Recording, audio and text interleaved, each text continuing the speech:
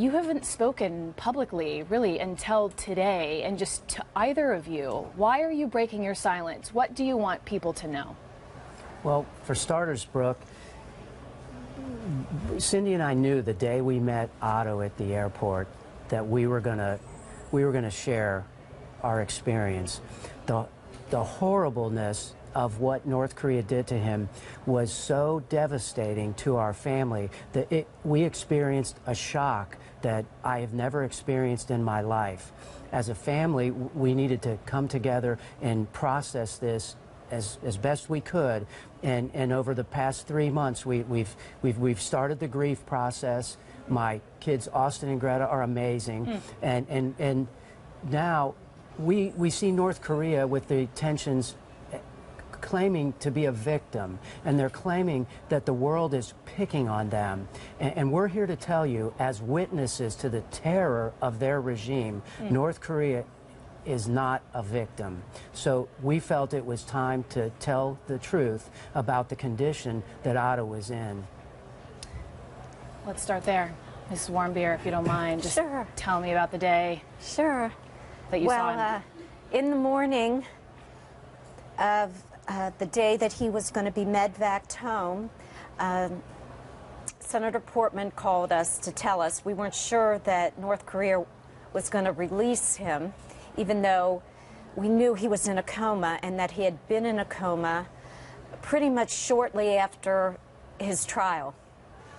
And so he was out of their airspace, so Senator Portman said he'll be home tonight. And I said to him, can you tell me how his brain is functioning? We're really optimistic people, and so we were just still hopeful that we would get Otto back and he could be, like, with good American health care, he could improve and be okay. And Senator Portman said it was severe brain damage. So, still not knowing what that entailed, we went to the airport and waited, and we were kept away from all the press. We weren't sure what was going on, but we knew that the press wasn't going to be involved because this was our private time with Otto. So I'm going to let Fred start, but we were at a little private hangar and tarmac, and the plane landed. And using the term coma for Otto's condition is completely unfair. Otto had severe brain damage. Otto was systematically tortured and intentionally injured by Kim and his regime. And this was no accident. They intentionally injured Otto. I'll tell you what it was like when we met Otto at the airport. We were in a waiting room, and the plane comes near to where we are. The medical team agrees they'll go out and meet Otto first, and then they come down 5 or 7 minutes later, and it's time for the family to go up and meet him. And so we walked out to the plane. The engines are whining. It's myself, Cindy, Austin, and Greta. We climb the stairs to meet with Otto. Halfway up the stairs, we hear this loud, guttural, howling, inhuman sound. We don't know what it is. We continue up the steps. We get to the top of the steps, and we look across in the airplane, and Otto is laying on a stretcher. He's strapped to the stretcher, and he's moving around and jerking violently, making these howling, inhuman sounds. Greta and Cindy go down the steps. It's too much for them to handle. Austin and I walk over to Otto, and he's in this condition. He has a shaved head. His eyes are darting around they're as big as saucers.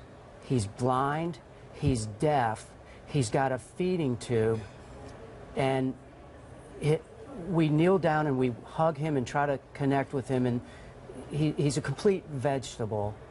And his bottom teeth look like they had taken a pair of pliers and rearranged them. And so there was no comforting Otto. This was horrible, and this noise he kept doing this. We weren't prepared for this at all. No one. How could you be? No one. How could you be? Had any idea going in there what we were going to see. His hands and legs were totally deformed. And he was you know, in you this want to weird say position. you want to say this was not our son. This was our son, Yeah. and we're proud of him. Yeah. But this was our son, and this was the condition that Kim and his regime intentionally put him in. How I'm listening to you, and I'm just trying to. How did he die? How did he die specifically? Well, who Has it been knows? explained to you? Oh, you mean in the fever. Well, oh, sure. 2 days after Otto came home, his fever spiked to over 104 degrees. Otto had this huge scar on his right foot. He was on his deathbed when he came home to us. This was not a pleasant sight. This was a why they horrible released sight. him. They didn't want him to die on their soil. How has it been explained to you what North Korea did? When you say torture, what did they do? Do you know? Well, no. North Korea doesn't even acknowledge that they considered it a humanitarian gesture, sending Otto home. His teeth look like they had been rearranged with a pair of pliers. You can only look at the evidence. A perfectly healthy young American visiting there, an innocent young American, comes home with severe brain damage. But it's not like it happened and they shipped him home immediately. It's a year later. These people are terrorists. Kim and his regime intentionally injured Otto. Help me understand, because Sure. looking at the doctors, they said, you know, it suffered extensive loss of brain tissue, consistent with cardiopulmonary arrest, was in a state of unresponsive wakefulness, didn't know what caused his brain damage. They say he didn't show any obvious indications of trauma or evidence of either acute or healing fractures. Why opt out of an autopsy? That's a really good question. Absolutely. Yeah. Otto and our family have been through enough. Enough. Otto was abandoned by his family, his country, and the rest of the world. He was kidnapped in North Korea. He was isolated from his family and the world. He was paraded in front of their public. Our family and Otto were humiliated by the North Koreans. And ultimately, when Kim made the decision, Otto was tortured and essentially murdered. Enough. Enough. Otto is at peace, and it's about time. Yeah, I wasn't going to let him out of my sight, and I didn't. And she did a visual. Our coroner did a visual, and then she's the one that brought up that huge scar on his foot. What happened to his foot? We don't know. You have no idea. It covered the entire top of his foot. How do you get a scar that covers the entire top of your foot? It looked like, she said it had to be an open wound for months and months and months. What has the U.S. government said to you? We don't engage with them at this level, and it's not that we can't. We don't need to ask them what a condition or what happened to Otto. In general, I mean, obviously you want this designation. Oh. What kind of, what any information has the government given to you? None. In fact, none. like But we I don't said, need it. Right. And we're not here to badmouth the Obama administration, the State Department, any of them. This is solely the responsibility of the Kim regime, Kim and his regime. And nobody should go there, ever. Nobody needs to go there. It was legal. He went with the tour group. Nobody needs to go there. You know, the Wall Street Journal just went there. They show you what they want you to see. So why are we playing into this? Why do we play into this at all anymore? I mean, I don't want to see anyone else hurt or taken. That's also why you're speaking out. Oh, yeah. How are you feeling? How are you feeling? I'm feeling like I'm getting stronger all the time. Every day I think of Otto. I mean, almost every minute of every day I think of Otto. He's always going to be with me.